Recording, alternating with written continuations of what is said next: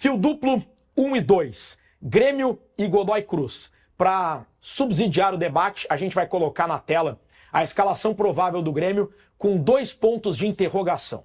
O Grêmio vai ter Volpe, Igor Serrote, Gemerson, Wagner Leonardo e Lucas Esteves, Dodi Camilo e algum meia, Christian Oliveira, algum outro ponta e o Bright White.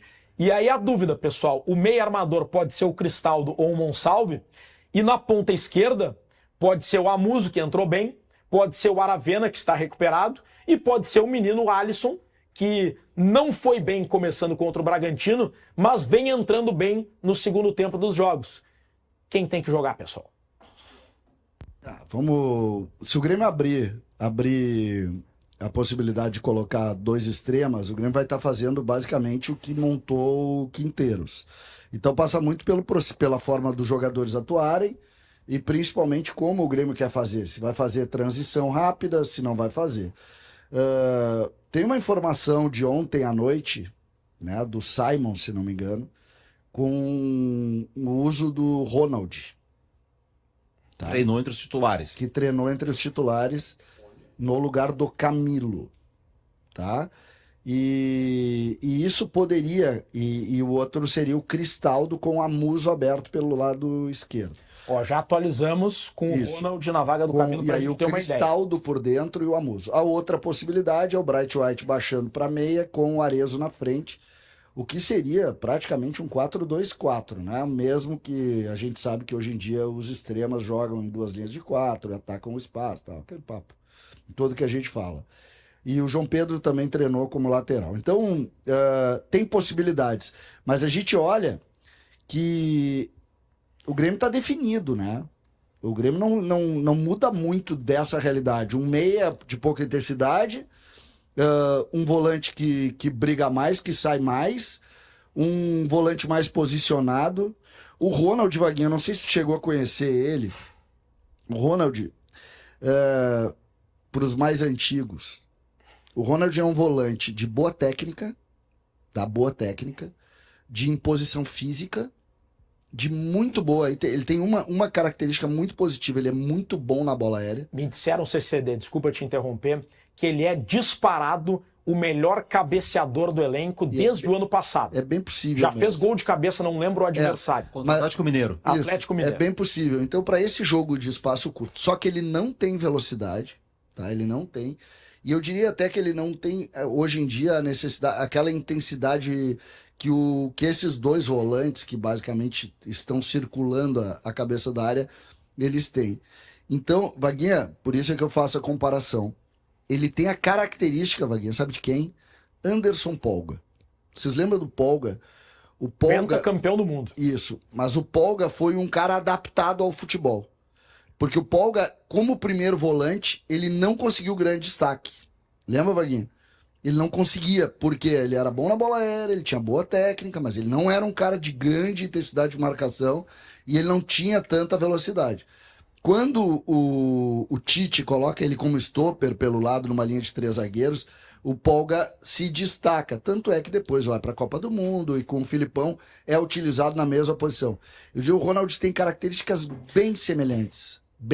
Ele pode ser o Fernando do Grêmio, o que o Fernando faz no Inter, de recuar para a zaga e liberar o Lucas Fernando tem uma característica que eu considero fantástica no futebol.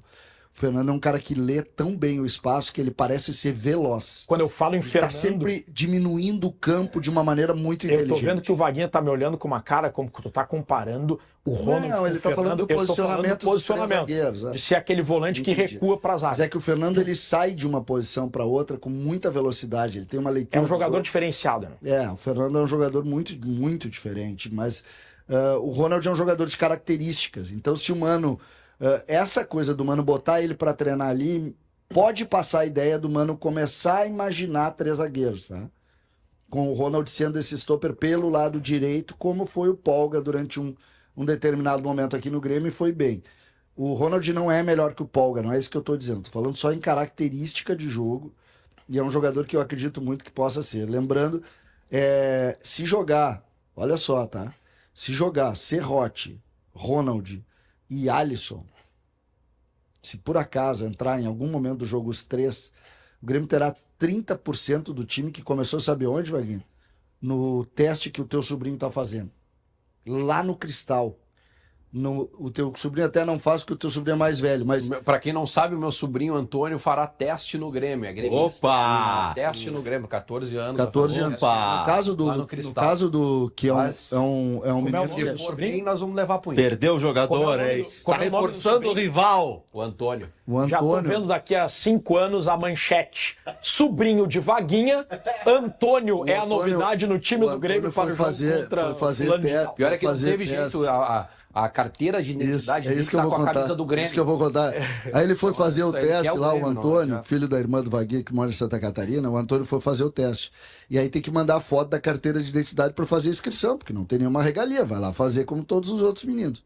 E aí ele foi lá fazer, mandou a carteira de identidade e o executivo lá do Grêmio mandou pro Vaguinha de novo. Pô, com a camisa aí já leva muita vantagem, né? Que tava com a camisa do Grêmio, menino, uma graça, uma graça. Mas eu tava falando assim, os três, Vaguinha, na escola ainda recreativa. Ainda recreativa, antes da escola competitiva. Olha, eu não me lembro na história do Grêmio, talvez, ter 3 jogadores da escola, Sim, da porque escola Não é aquele recreativa. cara da base tipo Luan. Sim, que Luan chegou foi com lançado, 16 e Chegou, tal. chegou semi-pronto. Isso. Não, é o cara não. forjado na Cara escolinha. formado no Cristal, na escolinha, antes de virar profissional. Muito interessante. Rapidinho, tá? Primeira coisa, se o Mano fizer isso de botar o Ronald, eu não tenho assim uma avaliação completa, definitiva sobre o Ronald, porque vi muito pouco ele jogar. Mas eu já vi o Camilo. Então assim, O Mano é inteligente, o Mano sabe, pega, o Mano já tem bota a o mesma guri ideia. pra jogar, porque, olha só, pior não vai ser. E aí tu tá usando um garoto da base que daqui a pouco, na pior das hipóteses, vem um time lá dos Estados Unidos e faz uma proposta e leva ele. O Igor. Não, sobre a escalação, eu acho que a primeira medida que o Mano tem que fazer é escalar o Oliveira pela direita. Porque o Oliveira é o melhor jogador que o Grêmio tem.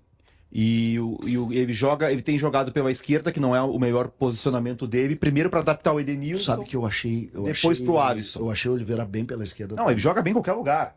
Só que o melhor Oliveira é pela direita. E eu no meio ali, eu não escalaria o Cristal, eu escalaria o Monsalve. Então, como diria o Guerrinha, o Cristian Oliveira na direita. Pode ser que dê certo, então.